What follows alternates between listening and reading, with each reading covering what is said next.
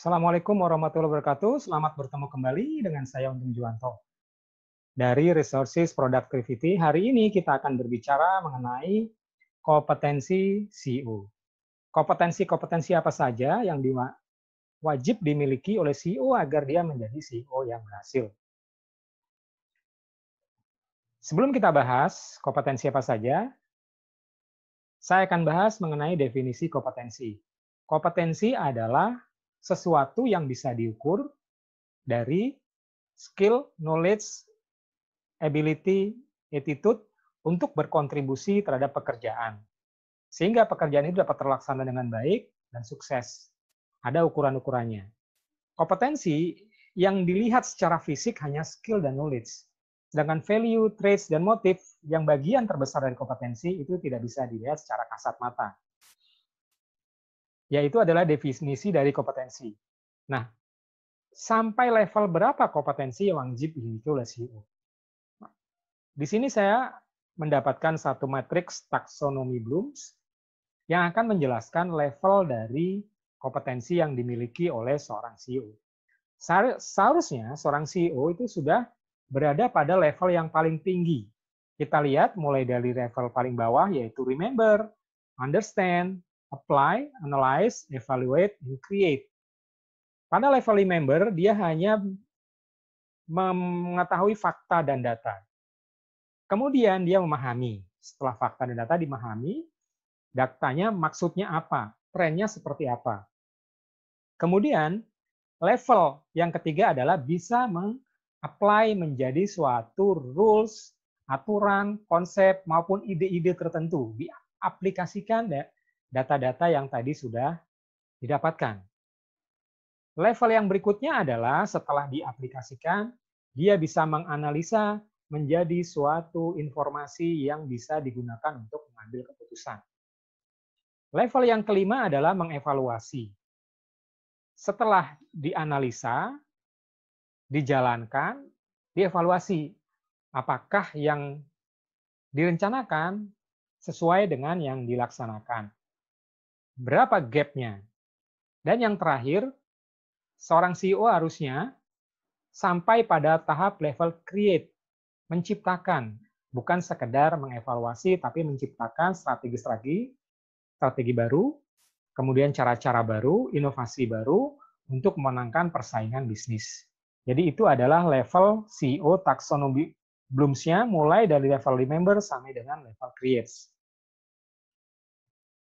Sekarang kita bahas kompetensi-kompetensi apa saja yang wajib dimiliki oleh seorang CEO. Sangat banyak sekali kompetensi sebenarnya yang akan dibahas, tetapi pada kesempatan kali ini saya bahas 6 saja yang terpenting yang dimiliki oleh seorang CEO atau wajib dimiliki seorang CEO dalam menjalankan tugas dan tanggung jawabnya agar berhasil membawa organisasi menuju pertumbuhan secara berkelanjutan dan meningkatkan produktivitas sumber daya modal, sumber daya kapital, sumber daya manusia, dan sumber daya metode atau cara-cara dan strategi.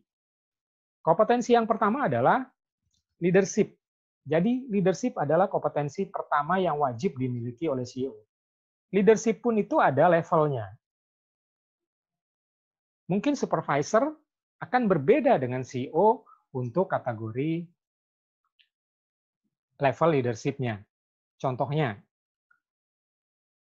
ada level-level mulai dari level 1 sampai dengan level 5. Level 5 seharusnya sudah dimiliki orang CEO. Level 1 adalah menjelaskan kapabilitas individu. Berarti dia belum mempunyai anak buah, seharusnya seseorang sudah pada level 1, yaitu menjadi talent-talent individu yang produktif kinerjanya. Kemudian naik ke level kedua adalah contributing team member. Artinya dia bisa berkontribusi bukan hanya untuk dirinya sendiri, tetapi untuk anggota tim. Dia menjadi team player. Masuklah ke leadership level 2. Leadership level 3 masuk ke kompeten, manager, sudah bisa mulai mengelola, memanage, mengelola tim mencapai tujuan secara bersama-sama. Secara kompeten, semua sumber daya dia manfaatkan. Tadi sumber daya modal, sumber daya manusia, sumber daya capital, dan sumber daya aset. Kemudian level yang keempat adalah effective leader. Dia menjadi leader yang sangat efektif sehingga organisasi mencapai performance di atas rata-rata atau mencapai performance yang paling tinggi. Itu adalah leadership level keempat. Dan leadership level kelima ini yang paling menantang, yaitu bagaimana seorang CEO bisa menjadi seorang yang profesional, di sisi lain dia memiliki sikap humility, humble, kesederhanaan, kebijaksanaan. Di sisi lain, dia sangat profesional terhadap menjalankan pekerjaannya.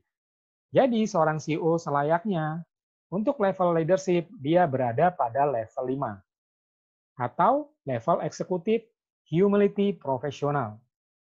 Oke, itu adalah yang pertama. Yang kedua adalah business acumen, nalar, naluri berbisnis. Jadi CEO harus punya kemampuan nalar berbisnis, bisa menganalisa market, bisa memahami market, bisa memahami tren pasar mau kemana, segmentasinya ada di mana, pengembangan bisnisnya seperti apa, kemudian revenue stream seperti apa yang akan diciptakan, kemudian pengelolaan budgetnya harus efisien, caranya bagaimana, sehingga menghasilkan kinerja organisasi yang sangat profitable. Menjadi business acumen, punya sense of business, sehingga organisasinya ini adalah organisasi yang mendapatkan profit dan autopilot. Itu adalah business acumen. Kita masuk ke kompetensi yang ketiga, yang wajib dimiliki orang CEO adalah dia harus sebagai strategic planning, berpikir strategik, melihat permasalahan dari helicopter view. Mulai dari mission statement yang paling atas, kemudian turun menjadi vision statement, kemudian strategic driver di level divisi, critical business issue, kemudian turun lagi menjadi critical success factor, kemudian dia bisa menganalisa. Tools analisa ini sangat banyak sekali, kebetulan di presentasi ini dicontohkan adalah SWOT analysis, kemudian menjadi suatu perencanaan jangka panjang yang diterjemahkan ke dalam tactical initiative. Jadi dia harus bisa berpikir strategik, mulai dari mission statement sampai dengan tactical, mulai dari konseptual sampai dengan pelaksanaan, bagaimana ini menjadi suatu strategic planning yang bisa mengarahkan organisasi menuju goals-goals yang sudah ditentukan. Kita masuk ke kompetensi yang wajib dimiliki yang nomor 4, yaitu fiduciary duty. Fiduciary duty adalah kepercayaan dari pemilik perusahaan, dalam ini hal founders atau owner, kepada pengelola perusahaan. Pengelola perusahaan itu ada dua, yang pertama direktur dan komisaris. Nah, CEO masuk ke dalam posisi BOD atau directors, direktur utama. Jadi sebagai direktur utama atau CEO, Anda harus memahami fungsi Anda sebagai fiduciary duty. Apakah fiduciary duty? Fiduciary duty adalah kepatuhan Anda terhadap hukum. Ada dua konsepnya, yaitu duty of loyalty dan duty of care. Duty of loyalty artinya Anda sudah diberikan kepercayaan oleh founders atau owners untuk menjalankan perusahaan, sudah sepantasnya Anda melakukannya dengan sangat loyal. Seolah-olah perusahaan yang Anda kelola itu milik Anda sendiri. Sehingga Anda sangat loyal, tidak terfikir untuk mengambil kepentingan pribadi, apalagi melakukan konflik of interest. Kemudian yang kedua, Anda menjalankan perusahaan ini dengan sangat hati-hati, duty of care. Ada peraturan perundang-undangan yang harus dipatuhi. Karena jika Anda tidak hati-hati atau ceroboh, akan mendorong perusahaan ke dalam masalah hukum yang serius, yang tentunya ini akan berakibat kepada operasional perusahaan, dan bahkan Anda akan diminta pertanggungjawaban secara hukum, baik pidana maupun perdata.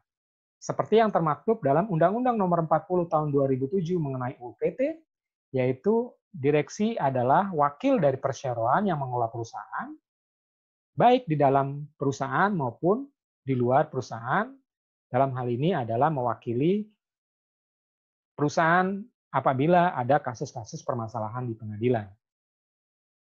Oke, itu adalah salah satu kompetensi yang penting juga yang wajib Anda pahami. Jadi ada faktor hukum yang membatasi Anda. Bagaimana Anda bisa mengkreasikan itu bukan sebagai hambatan, tetapi sebagai suatu tantangan.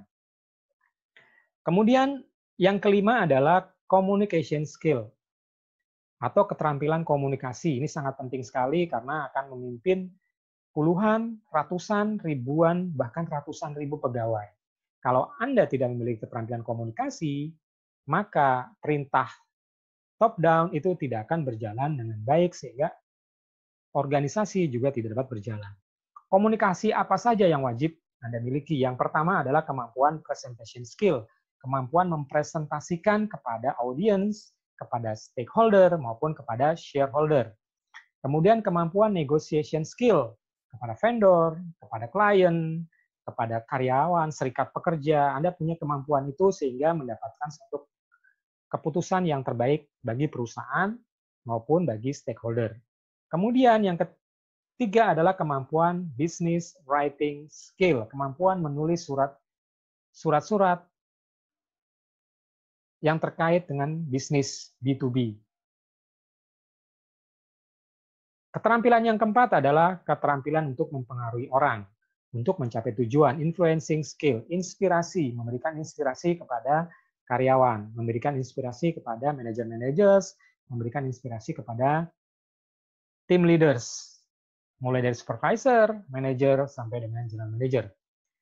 Kemudian yang kelima adalah kemampuan komunikasi cross-cultural communication, terutama kalau Anda memimpin perusahaan multinasional.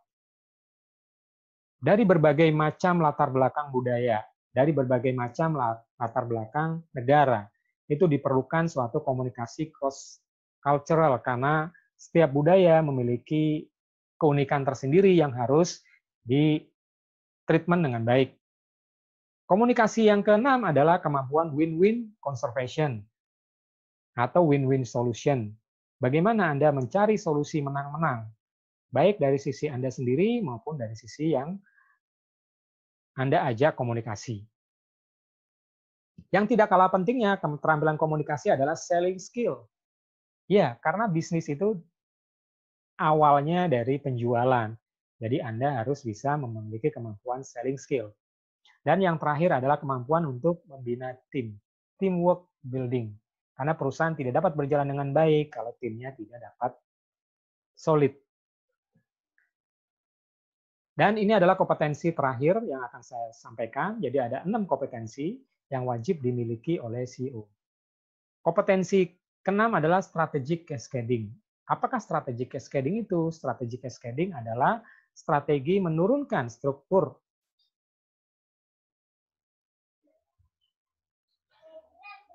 strategi mulai dari level atas sampai dengan level bawah. Mulai dari level organisasional, departemen, manajemen, sampai dengan level strategic plans. Jadi strategi cascading ini sangat penting sekali bagi CEO untuk bisa menerjemahkan visi misi organisasi menjadi langkah-langkah operasional di lapangan. Kalau Anda tidak memiliki skill ini, maka organisasi tidak dapat berjalan dengan optimal karena strategi-strateginya tidak bisa diterapkan menjadi strategi praktis di lapangan yang akhirnya akan sulit untuk mencapai target yang sudah ditentukan. Demikian yang dapat saya sampaikan, 6 kompetensi wajib dimiliki oleh seorang CEO.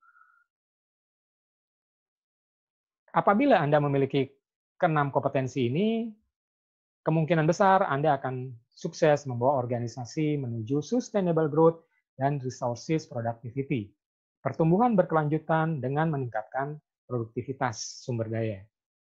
Jika Anda kurang jelas apa yang saya sampaikan tadi atau ada pertanyaan, silakan tulis di komen, nanti akan saya respon. Dan jika Anda merasa video ini bermanfaat, silakan di-subscribe, like, and share.